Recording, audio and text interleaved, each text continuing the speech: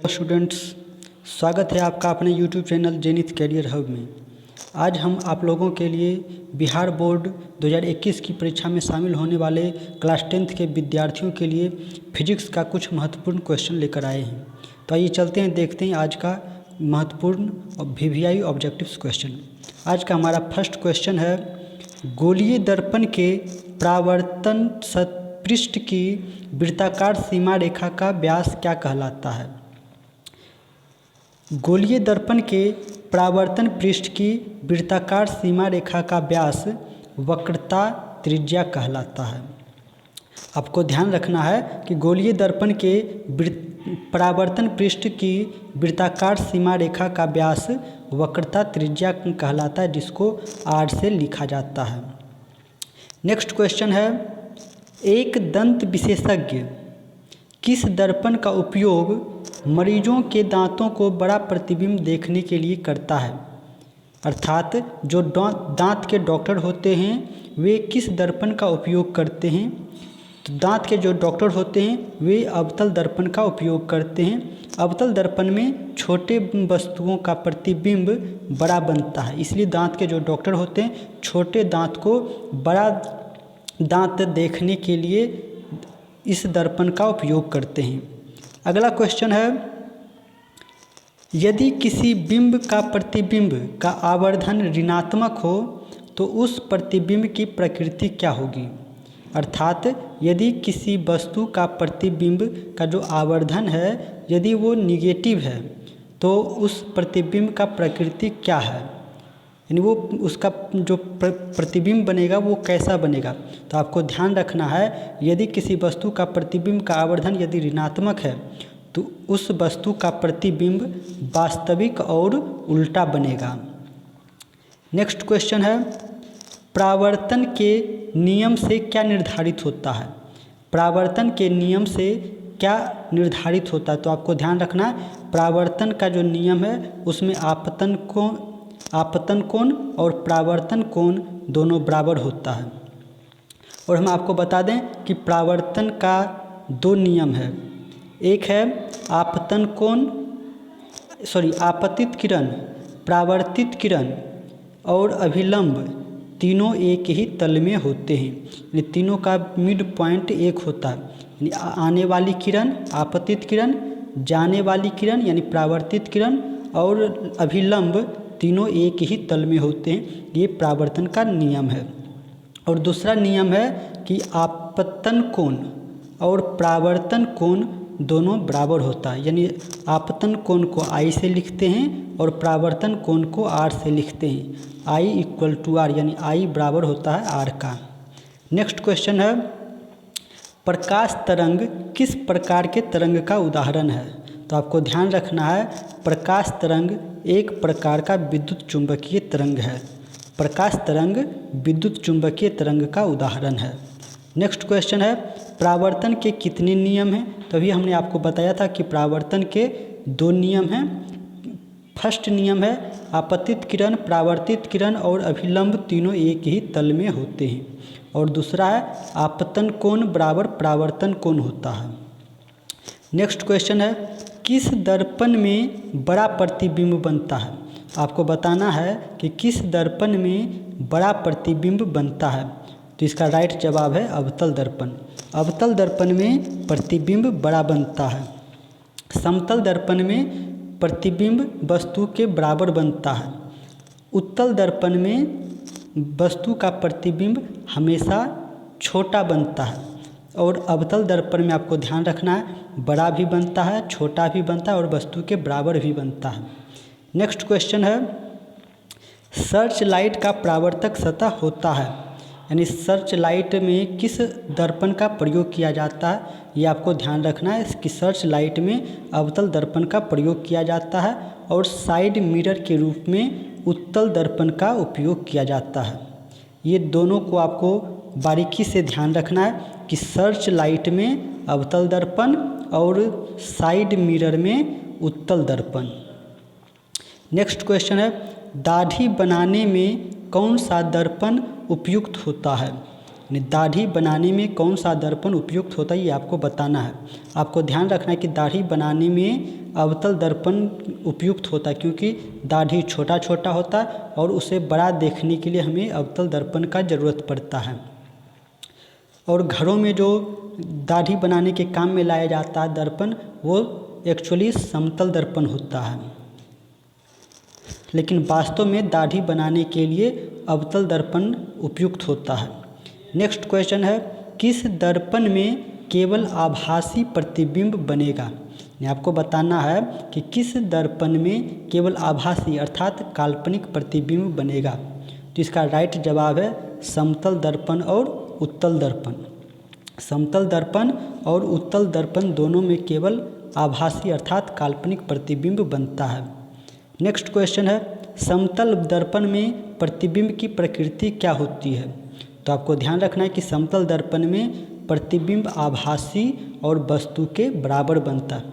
आभासी का मतलब काल्पनिक। समतल दर्पण में आभासी और वस्तु के बराबर प्रतिबिंब बनता है। नेक्स्ट क्वेश्चन है, गोलीय दर्पण की फोकस दूरी उसकी वक्रता त्रिज्या की क्या होती है? आपको ध्यान रखना है कि गोलीय दर्पण की फोकस दूरी वक्रता त्रिज्या की आधी होती है। इसका फॉर्मूला होता है F बराबर R/2। यानी फोकस दूरी जो होती है वक्रता त्रिज्या की आधी होती है, या हम कह सकते हैं R बराबर 2F, यानी वक्रता त्रिज्या फोकस दूरी की दुगनी होती है। नेक्स्ट क्वेश्चन है, किस वस्तु का आवर्धित काल्पनिक प्रतिबिंब बनता है? किसी वस्तु का आवर्धित काल्पनिक प्रतिबिंब किस दर्पण से प्राप्त होता है ये आपको बताना है। तो अवतल दर्पण में किसी वस्तु का आवर्धित अर्थात बड़ा और काल्पनिक प्रतिबिंब बनता है। नेक्स्ट क्वेश्चन है, उत्तल दर्पण में बना प्रतिबिंब हमेशा कैसा होता है? तो आपको ध्यान रखना है कि उत्तल दर्पण में हमेशा वास्तविक और ह्रासित अर्थात वस्तु से छोटा प्रतिबिंब बनता है। यानी उत्तल दर्पण में वास्तविक और वस्तु से छोटा प्रतिबिंब बनता है। नेक्स्ट क्वेश्चन है, एक उत्तल दर्पण की फोकस दूरी 20 सेंटीमीटर है, इसकी वक्रता त्रिज्या क्या होगी? यानी F इक्वल टू दिया हुआ है 20 सेंटीमीटर और आपको बताना R बराबर क्या होगा। तो R बराबर होता है 2F, यानी वक्रता त्रिज्या फोकस दूरी की दुगनी होती है। तो 20 × 2 20 दूनी 40 सेंटीमीटर इसका राइट जवाब हो जाएगा। नेक्स्ट क्वेश्चन है, यदि किसी वस्तु को एक दर्पण के सामने निकट रखने पर प्रतिबिंब सीधा बनता है किंतु दूर रखने पर उल्टा प्रतिबिंब बनता है, तो यह कौन सा दर्पण होगा? अर्थात किसी वस्तु को जब हम दर्पण के सामने यदि नज़दीक रखते हैं तो उसका प्रतिबिंब सीधा बनता है, लेकिन जब वस्तु को उससे दूर रखते हैं तो उसका प्रतिबिंब उल्टा बनता है। ऐसा किस दर्पण में होता है? तो आपको ध्यान रखना है कि ऐसा केवल और केवल अवतल दर्पण में होता है।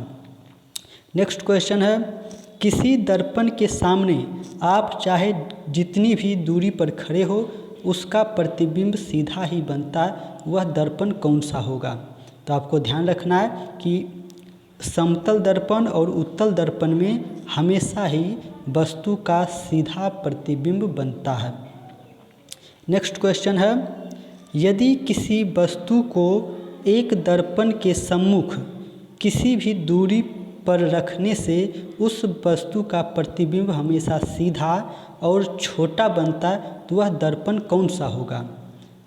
किसी वस्तु को एक दर्पण के जब सामने रखा जाता है किसी भी दूरी पर, तो वस्तु का प्रतिबिंब जो होता है वो हमेशा ही सीधा और वस्तु से छोटा बनता है, तो वह कौन सा दर्पण होगा? तो वह उत्तल दर्पण होगा। आपको ध्यान रखना है कि किसी भी वस्तु को यदि कहीं भी रखें, उत्तल दर्पण के सामने यदि रख रहे हैं तो वस्तु का प्रतिबिंब सीधा और छोटा बनेगा। वहीं अगर समतल दर्पण होगा तो वस्तु का प्रतिबिंब जो बनेगा वो सीधा और वस्तु के बराबर बनेगा। और अवतल दर्पण में उल्टा भी बनता है, सीधा भी बनता है और वस्तु से बड़ा, छोटा या बराबर भी बनता है। ये आपको अच्छे तरीके से ध्यान रखना है। नेक्स्ट क्वेश्चन है, उत्तल दर्पण से प्रतिबिंब सदैव बनता है। इसमें थोड़ा सा मिसप्रिंट हो गया, उत्तल दर्पण यहाँ होगा में। उत्तल दर्पण में प्रतिबिंब सदैव कहाँ बनता है ये आपको बताना है। तो आपको ध्यान रखना है कि उत्तल दर्पण में प्रतिबिंब हमेशा ध्रुव और फोकस के बीच बनता है। ध्रुव यानी पोल और फोकस यानी एफ के बीच में इसका प्रतिबिंब बनता है। नेक्स्ट क्वेश्चन है, किसी दर्पण में वास्तविक प्रतिबिंब नहीं बन सकता है। किस दर्पण में वास्तविक प्रतिबिंब नहीं बन सकता है? तो इसका राइट जवाब है समतल दर्पण। यानी समतल दर्पण में हमेशा काल्पनिक प्रतिबिंब बनता है। नेक्स्ट क्वेश्चन है, अवतल दर्पण के फोकस से चलती किरणें परावर्तन के बाद कहाँ से होकर जाती है?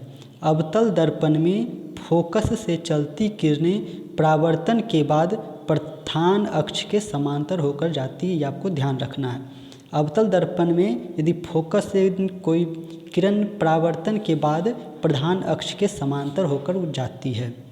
नेक्स्ट क्वेश्चन है, समतल दर्पण में बने प्रतिबिंब के पर्दे पर उतार सकते हैं, इसको उतार सकते हैं या नहीं उतार सकते हैं, ये आपको बताना है। यानी समतल दर्पण में जो बना प्रतिबिंब होता है उसको पर्दे पर उतार सकते हैं या नहीं उतार सकते हैं, ये आपको बताना है।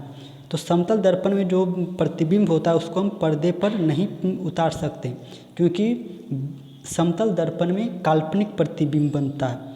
जिसमें काल्पनिक प्रतिबिंब बनेगा उसको हम पर्दे पर नहीं बना सकते हैं, और जिसमें वास्तविक प्रतिबिंब बनेगा केवल उसी प्रतिबिंब को पर्दा पर उतार सकते हैं या पर्दे पर प्राप्त कर सकते हैं। नेक्स्ट क्वेश्चन है, प्रकाश की एक किरण किसी समतल दर्पण पर 60 डिग्री का कोण बनाते हुए टकराती है, तो उसका परावर्तन कोण कितना होगा? तो ये हम इसको समझाते हैं कि प्रकाश का एक किरण है, समतल दर्पण पर 60 डिग्री के कोण बनाते हुए टकराती है। हमने अब कुछ देर पहले आपको बताया था कि आपतित किरण, परावर्तित किरण और अभिलंब तीनों एक ही तल में होते हैं। इसमें इस प्रश्न में कहा जा रहा है कि प्रकाश की एक किरण किसी समतल दर्पण पर, मान लेते हैं कि ये एक समतल दर्पण है और समतल दर्पण से 60 डिग्री का कोण बना रहा है, यानी ये दिया हुआ है 60 डिग्री, तो उसका परावर्तन कोण क्या होगा? तो आपको पता हो कि ये अभिलंब है 90 डिग्री का कोण बनाता है, तो ये कितना होगा? 30 डिग्री होगा, क्योंकि ये 60 तो ये 30 होगा, यानी ये 30 हो गया। कौन सा? आपतित किरण, सॉरी आपतन कोण, यानी आई का मान हो गया 30 डिग्री। तो यहाँ पूछा है परावर्तन कोण यानी आर कितना होगा, तो I = R होता है, तो R का वैल्यू भी कितना होगा? 30 डिग्री। तो इसका राइट जवाब है 30 डिग्री। अर्थात समतल दर्पण में यदि 60 डिग्री का कोण बनाते हुए कोई किरण टकराती है तो परावर्तन कोण का मान 30 डिग्री होगा और आपतन कोण का मान भी 30 डिग्री होगा। और साथ ही आपको ये भी ध्यान रखना है कि यदि 60 डिग्री के कोण बनाते हुए टकराती है तो जब वापस मुड़ेगी तो ये कोण भी 60 होगा। नेक्स्ट क्वेश्चन है, समतल दर्पण से किसी वस्तु का प्रतिबिंब कैसा बनता है? तो हमने ये कई बार बताया कि समतल दर्पण में हमेशा ही आभासी अर्थात काल्पनिक प्रतिबिंब बनता है और वस्तु के बराबर बनता है। आज का हमारा लास्ट क्वेश्चन है, यदि किसी अवतल दर्पण द्वारा आभासी अर्थात काल्पनिक सीधा आवर्धित प्रतिबिंब बनता है जब वस्तु की स्थिति कहाँ होती है? यानी अवतल दर्पण में वस्तु को कहाँ रखने पर आभासी सीधा और वस्तु से बड़ा प्रतिबिंब बनता है? तो आपको ये ध्यान रखना है कि जब हम वस्तु को दर्पण के ध्रुव और फोकस के बीच रखते हैं तब वस्तु का जो प्रतिबिंब बनता है वो आभासी सीधा और वस्तु से बड़ा प्रतिबिंब बनता है। इस तरह से हमने 25 महत्वपूर्ण क्वेश्चन को आज लिया था। हम जल्द ही और महत्वपूर्ण प्रश्न को लेकर आएंगे, जिससे आपको 2021 की परीक्षा में आपको सहूलियत मिले, आप ज़्यादा से ज़्यादा मार्क्स स्कोर कर सकें। आप हमारे साथ जुड़े रहें, आप हमारे साथ बने रहें। हम आपके उज्जवल भविष्य की कामना करते हैं। जय हिंद, जय भारत।